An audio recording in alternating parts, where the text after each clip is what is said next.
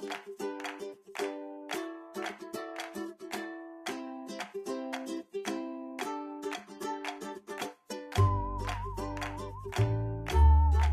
at the Nebraska Humane Society, we've always strived to give second chances to any animal that we feel will have a good quality of life. For some, that means working on behavior issues or fixing broken bodies. And sometimes that can be a little more complex. Meet Madison, a sweet American bulldog who loves people and wants to be a part of the action. She won't do well with cats and is a bit selective about her dog companions. She actually prefers boys to girls. Maddie is smart and busy and wants to play and be active, but that got her into trouble. She injured her left knee, a cranial cruciate ligament, which is like our ACL. See how she favors it and kind of bunny hops? The best treatment is surgery, but recovering in a shelter is torture for a busy dog, and it often takes longer due to the stress of being around so many other animals in a strange place. So Maddie will be a special adoption. We'd like to find a family for her, have them foster to adopt her so she can get into a home and get comfortable. Then we'll perform the surgery once she has a home in which to recover. That might take a while, but we'll provide all the care and support so the new family and Maddie will have a good chance of success. This girl is a good dog, and we want to give her the best chance that we can to get treatment and heal, but in a comfortable environment. So, I know, baby. So if you'd like to meet Madison and maybe see if she's the dog for you, you really want to work with a project dog, you can meet her in our general adopt kennels. She's there every day that adoptions are open, just waiting for her forever home. Right, Mad? For the Nebraska Humane Society and The Dish, I'm Pam Weiss.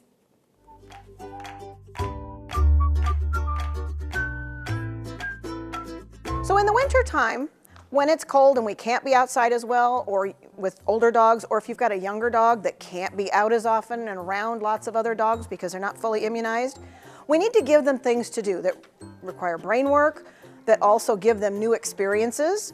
Going someplace like your junk closet, or the thrift store, or the dollar store, and getting some cardboard and getting just some different things to glue onto that cardboard that are going to be different for your dog. They have to put it, goes by their faces. So you can put treats on there and let them find it. They get those little things brushing against their faces. Again, it's a different surface. You can have that. Look.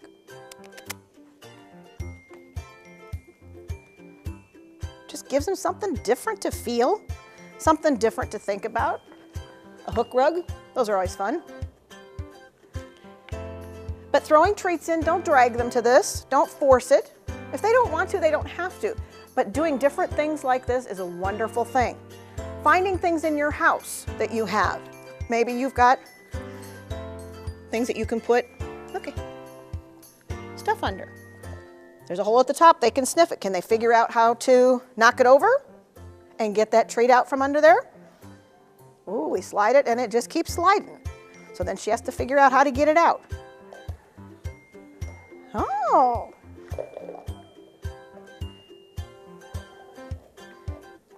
There you go. Good girl. Oh, not quite. She can smell it. And sometimes if they figure out how to bump it up against something, it might make it flip a little more easily. And she's young, but right here, you found it. That a girl. You can use muffin tins and put in the muffin tins little treats, put tennis balls on top of it, let them figure out how to do that. The other thing is, and some of us will have leftover from our holiday New Year celebrations, is to put something like these little table decorations together, put some treats inside, and just let that puppy have that experience of different things across their face. It's safe, it's not hurting them.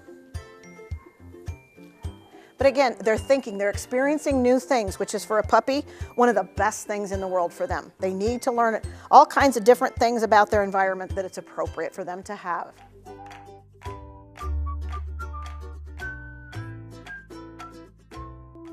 I love to run, but I can't walk a straight line. It's because of my brain. It's been damaged. My previous owner left me unconscious. I still don't know what I did to make her so angry that night. Amazing people found me and gently nursed me back to health. They gave me my second chance. I once overheard a child ask if I'd walk straight again when I got to heaven. Maybe, but right now, I'm enjoying my little piece of heaven on earth. I couldn't remember what it meant to fetch, or to shake, or even to run. All I could do was lie down, held captive by my own matted fur, neglected, broken. Incredible people removed the filth and repaired my crippled body. They helped me look and feel and trust like a dog again. I remember someone whispering, "We'll make it better." And after years of abuse, love did just that.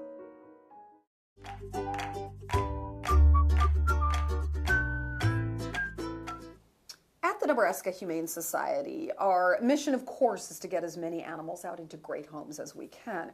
But we also want those animals to stay in their homes as long as possible. And sometimes, boy, people run into behavior problems or issues that they say, I have no idea what to do. And we have a resource here at the shelter, which is absolutely free of charge, which can really help keep your pet in your home. Joining me to talk about that is Kathy Gannan, who is not only our head of training, but also a person who deals with a lot of behavior calls on our behavior helpline. Kath, thanks for talking to us about this. Thank you. First of all, what is the behavior helpline? It's a resource for people to call and get someone to speak to who can either give you advice on the spot, or they can tell you, they will take all your information, the questions, whatever, and then they will take that and they'll go research it for you. And they will come back to you then within 24 hours and say, okay, this is what I've learned. This is another place you can call. You know, so when we get those animals that are maybe zoo animals, this is a better resource for you than I am. Absolutely. And it just gives them that, so people don't have to go do this research themselves. Well, and I think that a lot of our people are trained too. So Yes. you've seen a lot of these issues before, or you're thinking, well, we know animal behavior, and here's this, so this probably is what is occurring in this situation. Correct. So yes, most of it they'll give it to you right on the spot. But if there's something, you know, that's not working, or because lots of times you give them 3-4 suggestions, and if none of those work, then they'll go back and do the research for you and say, okay, let's see what else I can come up with. They'll either ask people, they'll get online, whatever, but they'll do that research for you.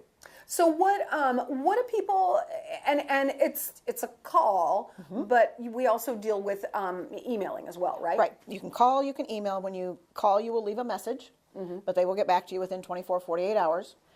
With the email, same thing. You can email them. They'll either email you back. If you would prefer that someone calls you back, you can leave your phone number in that email, and they will do it that way as well. It seems like possibly calling back just for me, because then I can say, but what about this, or but what about that? Right. And you don't have to type everything out. To be able to have someone on the other end of the line to kind of bounce some stuff off might be a great alternative. Exactly. Well, and if someone emails and the person doing the helpline looks at the call or reads the email and says, okay, this is too many things. I have too many questions to just keep emailing back and forth. They will call you. Great. So that it's easier. So what are some of the questions that we get? The biggest ones are house soiling for dogs and litter boxes for cats.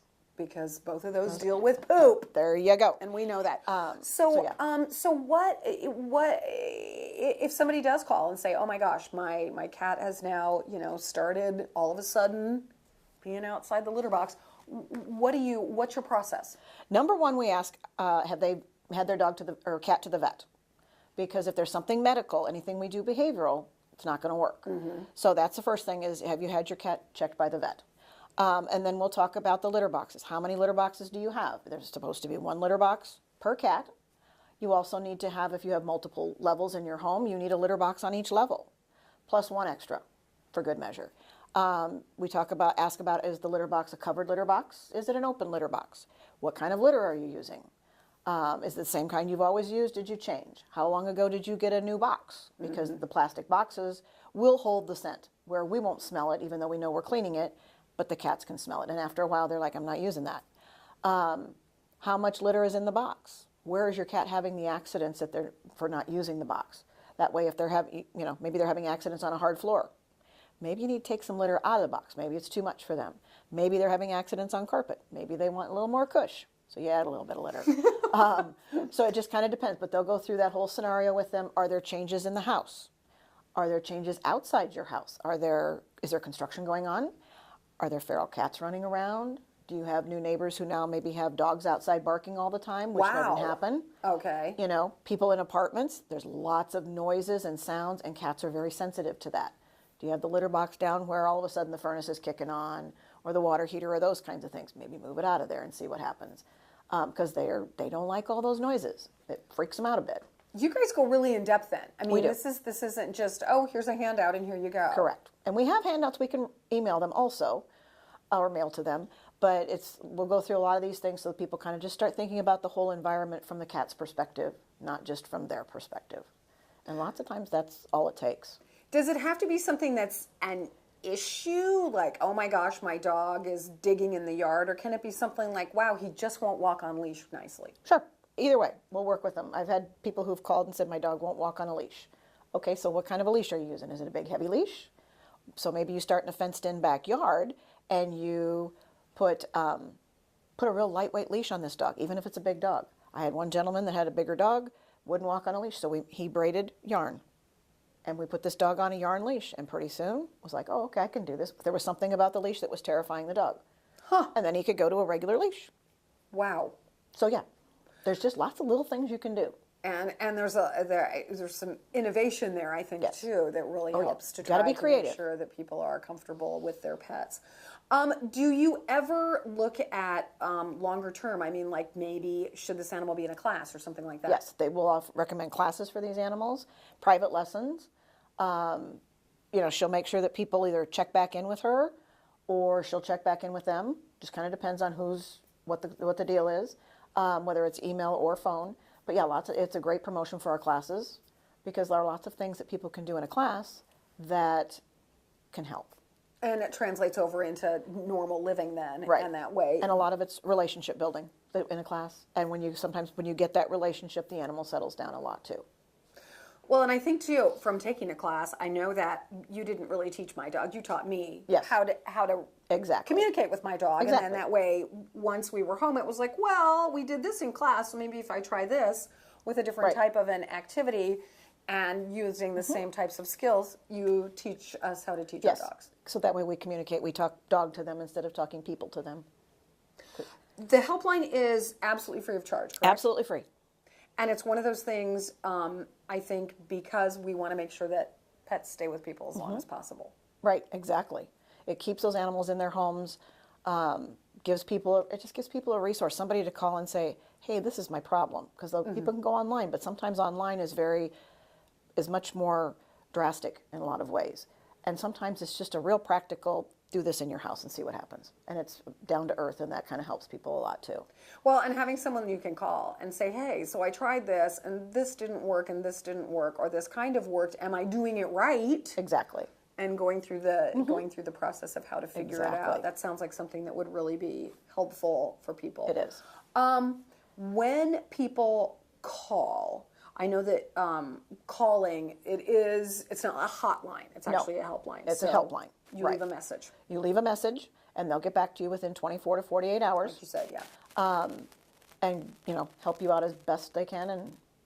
And for real drastic problems, then they'll refer you to someone who can handle something that's a more drastic or more serious problem, Right, like right. aggression. Sure. Something like that where you're Yes. like, I'm not sure, in 24 hours we may have a bite Exactly. here. So, Exactly. And yeah. then they'll refer you to someone who can help you in that respect as well from here. People that are on the verge maybe of surrendering a pet, and let's put aggression aside, but because of some of these issues, I mean, this seems to be maybe a last ditch, but something that could help. Could help, very much so. And for some people, if they don't wait till the last minute, I'm at my wit's end. Don't wait till you're at your wit's end. It's like, okay, I've got these questions. Call us. Get your questions answered to make life to that point before you get so frustrated that you don't want to deal with anything. Because sometimes you can just start dealing with it in the beginning and it goes away quickly, especially with new pets that come in from here. Absolutely. I was going to say, I know that the helpline has helped some people that get pets from here. We don't see things that occur in the home, in the shelter. Exactly. And then a pet gets home and gets all comfortable and all of a sudden starts guarding something and Yes. you're like, oh my gosh, where did this behavior come Right. from? Well, and those are times too that if they can't feel like they can talk about it over the phone, whether the helpline person or that person, we'll schedule a private lesson. And for an animal from here, for something like that, we'll do a half-hour lesson, and we're not going to charge somebody for that. If it's going to help keep that animal in the home, that's what we want to do. Excellent. With our little ones we send out. All right, so for the Behavior Helpline, I do believe that we've got a full-page graphic up as to how people can get in touch with us here at NHS. And Kathy, thanks so much for coming in and giving us some ammo so that we can keep pets in homes. Thank you.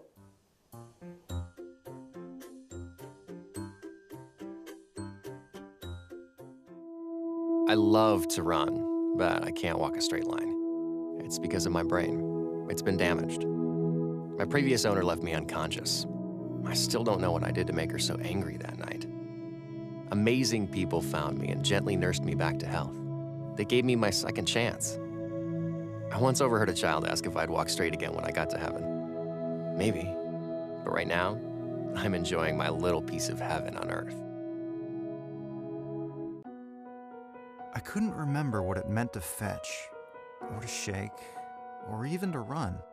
All I could do was lie down, held captive by my own matted fur, neglected, broken. Incredible people removed the filth and repaired my crippled body. They helped me look and feel and trust like a dog again. I remember someone whispering, "We'll make it better." And after years of abuse, love did just that.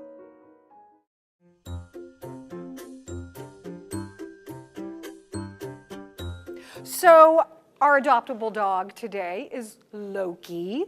He is a 10-year-old pit bull mix, and he actually, I believe, is a majority. So if he is in Omaha, he needs to be muzzled and harnessed in order to be able to be out in public. He is a really nice boy, as you can see. Will you sit, please? Will you sit? And will you down? You down? Oh no, sit. And I guess we shake. Do we shake? Nice. At 10 years old, he's a mature dog. He knows what he wants, and one of the things that he wants is not to share his food or toys with anybody else. So he probably needs to be an only dog because he doesn't like to share food, and he actually kind of gets a little snarky with other dogs and even small children who try to take away his food bowl. So we have him as no kids under 6, no other dogs, needs to be the only guy in the home. However, he's a great guy. He's super sweet. He's good with people. Will you come out in your home? All right, buddy? Oh, thank you for the kiss. Oh, thank you for the kiss. So this is Millie. Millie is a typical Chihuahua. I know. Life is scary for Chihuahuas because the world is a big place and they are little dogs. So Millie's kind of a typical Chihuahua. She gets nervous with handling. She gets nervous with loud noises. She really hates it here because that's all we are, is handling and loud noises. But actually, she warms up and is super sweet. She probably shouldn't go to a home with young kids because they'll thunder up, want to pick her up, and startle her. She also probably needs a dog intro if she's going to go to a home with another dog. Big dogs will scare her, but little dogs would probably be okay with Millie. As she gets more comfortable, she'll climb in your lap, she'll cuddle, and she'll give kisses. But to begin with, she's going to need a little bit of time to acclimate in a quieter home. So probably kids over 12 and adults. Oh, there you go. See, you're bumping? You're getting ready to get some love, aren't you? She will warm up pretty quickly, but she's going to need a quiet place to kind of get her feet underneath her and get really comfortable. In a home that's not too chaotic, that's kind of quiet, where people are patient and gentle with her. Once that happens, I think she'll probably be a really, really sweet girl. She's trying. She really wants you to like her, and she really wants to get to interact, but she's just a little scared at this point in time. But look, she's already bumping and wanting more petting. So I think she'd be great for an adult home who maybe it's a little quieter, people that are going to be patient with her again and that just want to give her some quiet, gentle petting and some gentle love. She's, how old is she? Let me look and see. She's 6, so she'll go on walks. She's got plenty of energy once she's comfortable in a home. Right, Peanut? Yeah. So little Millie is waiting for you at the Nebraska Humane Society. For The Dish, I'm Pam Weiss.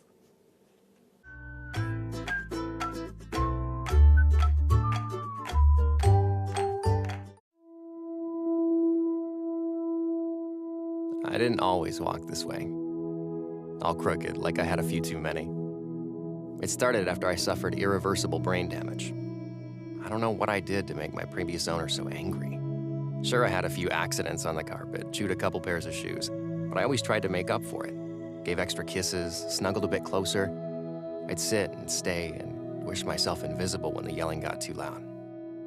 It didn't matter. I'm told that I was found unconscious that night.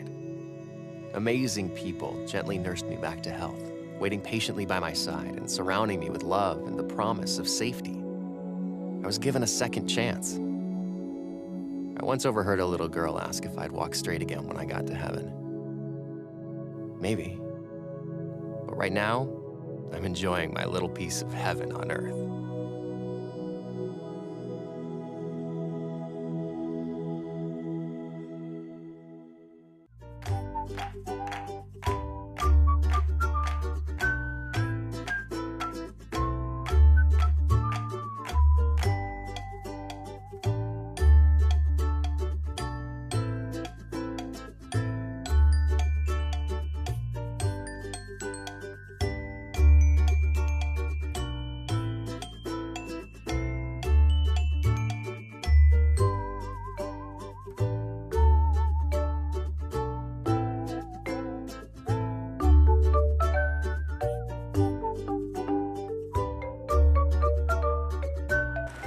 Thanks for joining us for The Dish. We'll have a new show once every 2 weeks that'll bring you more training tips and pet health tips, information about events that are going on at the shelter, and things that you as a pet owner can use. So for now, goodbye, but thanks for joining us and have a great week.